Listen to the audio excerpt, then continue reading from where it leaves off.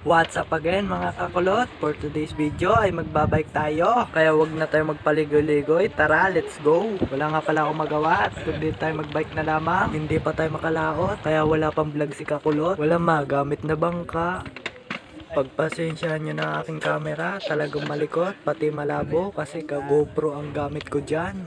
Baka sa isang araw ay makalaot na tayo. Ang kasama ko nga pala dyan ay si Marco, yung isang araw natin kasama sa paghahapin. Sana naman ay hindi ko ito i-content kaso nag-request siya na raw magpi-video. Kaya pagbigyan na natin, kawawa naman. Pagpasensyahan nyo ng ating daan sa bagong puok ay sadyang makalugang daan at lubak-lubak. Hindi ko pa magamit ang aking bike kaya yung gamit kong yan ay kay Ote.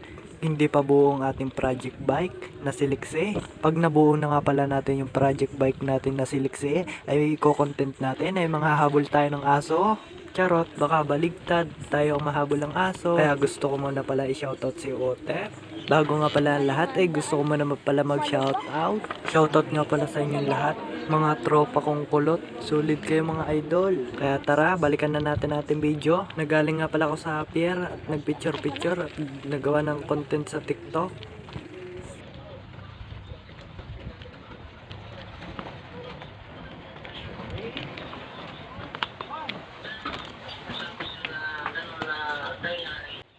May bata pa kami nakasalubong, focus na focus sa pagsisilpon eh. Muntik na mabangga.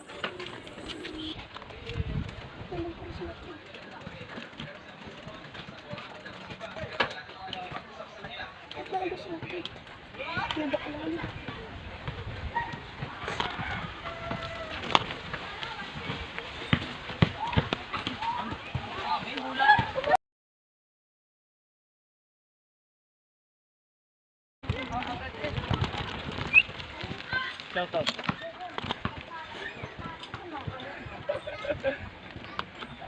Kinakabahan ako eh kung aahonin ko o hindi. Gawa ng pag nalipad ang unahan eh. Kahit may angkas eh.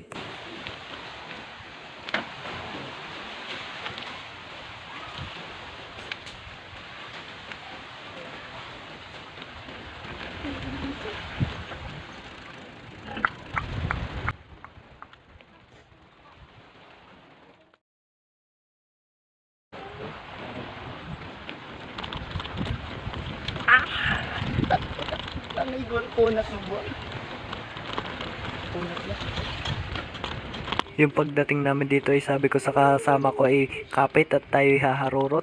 50-50. Papaliparin natin na sagad itong bike natin. Nag-iensayo nga pala ako at ako'y lalaban ng karera sa isang araw. What the decision?